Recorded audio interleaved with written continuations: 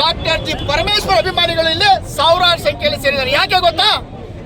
ಈ ರಾಜ್ಯದಲ್ಲಿ ಇಂದಿನಿಂದಲೂ ಏನು 1.5 ಕೋಟಿಗೂ ಮಿಗಿಲಾದ ರಾಜ್ಯದ ಜನಸಂಖ್ಯೆ ದಲಿತ ಸಮುದಾಯ ಇದೆ, ಅದು ಗೊತ್ತೈತಲ್ರ? ಆದ್ರೆ 75 ವರ್ಷದಿಂದ ನಮ್ಮನ್ನ ತುಳಿತಲೇ ಬಂದಿದ್ದಾರೆ. ಇಲ್ಲಿವರೆಗೂ ನಮ್ಗೊಂದು ಅವಕಾಶಗಳಿಲ್ಲ. ಆದ್ರೆ ಸನ್ಮಾನ್ಯ ಶ್ರೀ ಡಾಕ್ಟರ್ ಜಿ ಪರಮೇಶ್ವರ್ ಅವರು 7 ವರ್ಷ ಸತತ ಬಾರಿ 8 ವರ್ಷ ಕೆಪಿಸಿಸಿ ಅಧ್ಯಕ್ಷರಾಗಿ ಒಡೆದು ಹೋದಂತ ಕಾಂಗ್ರೆಸ್ ಮನೆಯನ್ನ ಒಟ್ಟುಗೂಡಿಸಿದ್ರು, ಗೊತ್ತಾ ನಿಮಗೆ?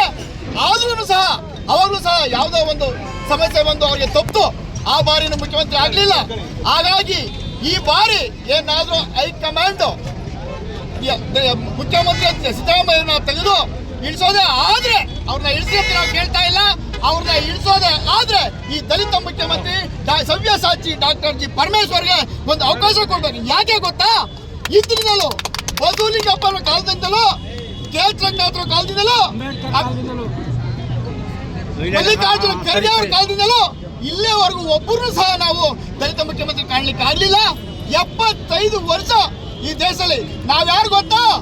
ಸಂವಿಧಾನ ಬರೆದಂತ ಸಂವಿಧಾನ ಡಾಕ್ಟರ್ ಬಿ ಅಂಬೇಡ್ಕರ್ ವಂಶಸ್ಥರು ನಾವು. ಸಂವಿಧಾನ ಬರೆದರೆ ಅನ್ಯಾಯ ಆಗ್ತಾ ಇದೆ ಅಂದ್ರೆ ಇನ್ ಯಾರಿಗೆ ನೀವು ಮುಖ್ಯಮಂತ್ರಿ ಮಾಡ್ತೀರ ಅಂತ ಆದ್ರೂ ಕೇಳ್ತೀನಿ.